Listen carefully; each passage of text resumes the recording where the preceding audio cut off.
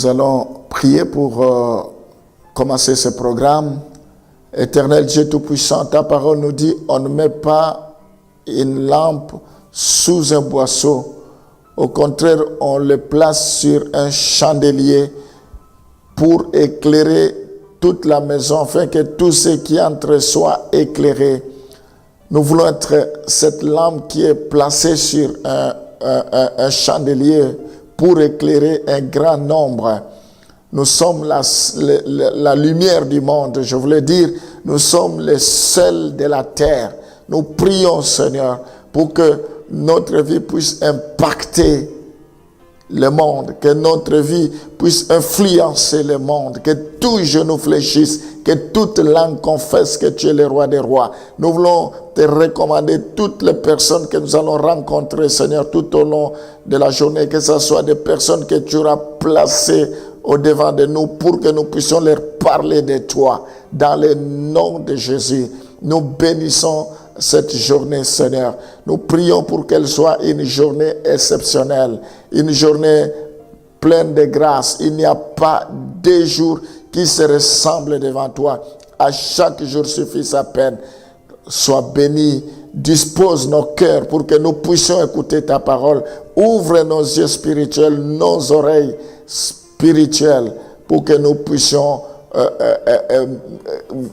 exploiter ta gloire, manifester ta gloire, que nous puissions voir, vivre ta gloire, que ton Shekinah nous enveloppe à ce moment, que l'onction de Dieu soit au rendez-vous. Dispose nos cœurs ce matin, sois béni à jamais, au nom de Jésus, nous t'avons ainsi prié. Amen.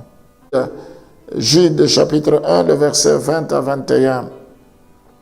Jude chapitre 1, le verset 20 à 21. Pour vous, bien-aimés, vous édifiant vous-même sur votre très sainte foi et priant par le Saint-Esprit.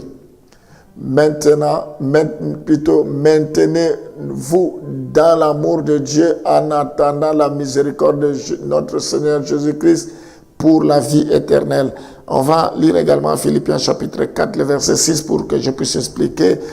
La Bible dit, ne vous inquiétez de rien, mais en toutes choses, faites connaître vos besoins à Dieu par des prières, des supplications, avec des actions de grâce. Gloire au Seigneur. Nous voyons la deuxième chose pour que, comme moyen de la croissance spirituelle, c'est la prière. Nous ne devons pas négliger la vie de prière. Nous voulons grandir, il faut que nous aimons la prière. Il faut que nous puissions prier, faire toutes sortes de prières. La Bible dit, ne vous inquiétez de rien, mais en toutes choses, faites connaître vos besoins à Dieu par des prières. Nous devons persévérer dans la prière. Nous devons, la Bible dit, prier sans cesse. La prière, c'est comme la respiration, c'est comme l'oxygène. Sans l'oxygène, la respiration, nous ne pouvons pas vivre. Nous avons besoin de respirer l'oxygène. Nous avons besoin donc de prier jour et nuit, fléchir les genoux, chercher la face de Dieu. Il dit, invoque-moi, je te répondrai. Je te ferai voir des grandes choses, des choses cachées que vous n'avez jamais vues. Donc la prière, c'est ça qui nous fait grandir, qui nous fait croître spirituellement. Troisième chose, c'est Hébreux chapitre, d'abord Éphésiens chapitre 4, le verset 11 à 13. Éphésiens chapitre 4, le verset 11 à 13. Et il a donné les uns comme apôtres, les autres comme prophètes, les autres comme évangélistes, les autres comme pasteurs et docteurs, pour le perfectionnement des saints en vue de l'œuvre du ministère et de l'édification du corps de Christ, jusqu'à ce que nous soyons tous parvenus à l'unité de la foi et de la connaissance du Fils de Dieu, à l'état d'homme fait, à la mesure de la stature parfaite de Christ. Ici, nous voyons que Dieu a placé dans son corps, dans son église, dans son corps, Il a appelé les uns comme apôtres, les autres comme prophètes, docteurs, évangélistes pour les perfectionnements. Ils sont des dons. C'est Dieu qui les a placés. Nous voulons la perfection, nous devons les écouter. Nous voulons la perfection, la croissance. Il faut que nous puissions participer régulièrement à la vie de l'église locale. Parce que c'est là qu'il y a les apôtres, les prophètes, les évangélistes, les docteurs, pour être au bénéfice de leur ministère, être au bénéfice du ministère que Dieu leur a donné, que exercer dans cette église-là. Dans Hébreux chapitre 10, le verset 25, la Bible dit « N'abandonnons pas vos assemblées. N'abandonnons pas notre assemblée comme c'est la coutume de quelques-uns. Mais exhortons-nous réciproquement, et cela d'autant plus que vous voyez s'approcher les jours. » C'est une erreur grave de ne pas fréquenter l'église. L'église, il y a des hommes, ce que Dieu appelle ne sont pas parfaits, mais Dieu les amène vers la perfection. Donc, ce sont des êtres humains, ils peuvent se tromper, ils peuvent commettre les erreurs, mais ce n'est pas pour autant que nous devons éviter les églises. Non, nous devons y fréquenter. C'est Dieu qui a placé les églises, qui les a placés comme apôtres, prophètes, évangélistes, docteurs, quelle que soit leur faiblesse, mais ils sont appelés par Dieu.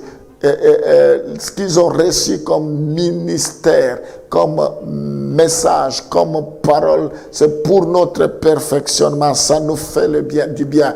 Et nous devons les écouter que là où Dieu les a placés, donc à l'église.